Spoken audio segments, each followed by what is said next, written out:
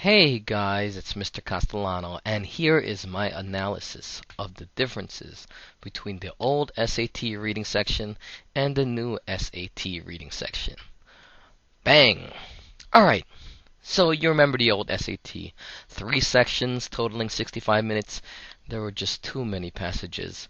You didn't have to analyze a chart, but you did have to deal with vocabulary, and you had the two paired passages. One was really short, and one pair was long. Well, in the new and improved section, you only have one 65-minute reading section.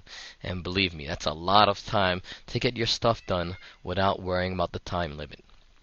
There's only 5 passages. You do have to understand charts, but who can't do that? And you only have to deal with one paired passage. The old SAT reading section, humdrum as hell. Think Wuthering Heights. I read it. I was an English major in college. It was terrible. But there's too many passages that were just like, look, I'll just say it, boring. Alright? There were many passages that were very technical and hard to understand. There was the cultural passage, and let's just admit, the readings were long, tired, and boring.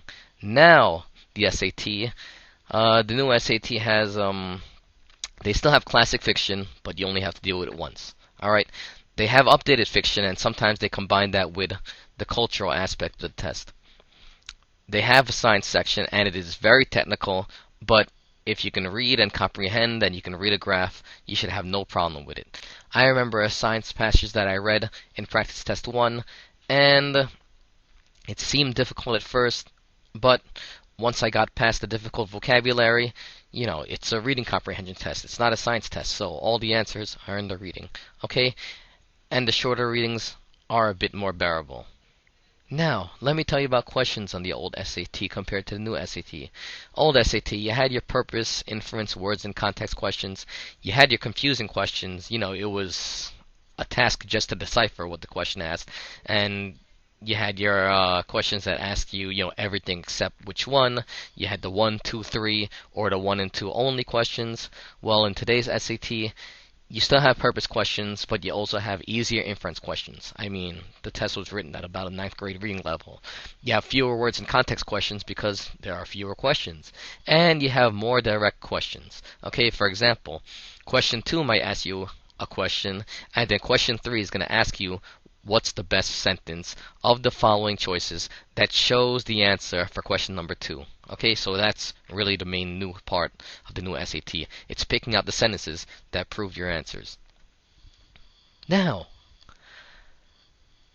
let me tell you, I've worked at Korean schools for many years, and I can tell you that the new SAT is an insult to kids who have been working for years studying. Okay? In the Hogwarts I used to work in, schools had about 50 words a week or a day, something like that, to memorize.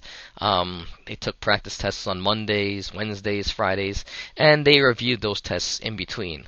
With the new SAT, you can just walk in there and rock. I mean, let's face it, it was made for today's generation. The kids in school are busy learning while texting.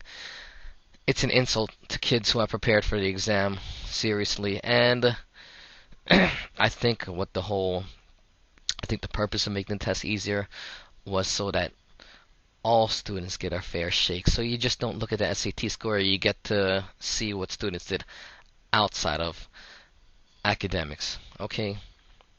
Now, in conclusion, I believe that the new SAT reading section caters to the average student who only reads when he has a school assignment, or hardly reads at all. Alright? The College Board probably hopes that more students pay to take the new SAT because it's an easier test now than the ACT. They used to be equal, but SAT is a joke now compared to the ACT. And my predictions are that more students will take the new SAT because it will be easier. More students will get a perfect score, making it harder for colleges to decide. Well, if more students get a perfect score, colleges are going to have to rely more on non-academic qualities, and I predict that colleges will soon weigh an ACT score higher than an SAT score because, look, the ACT is is a much more difficult test now.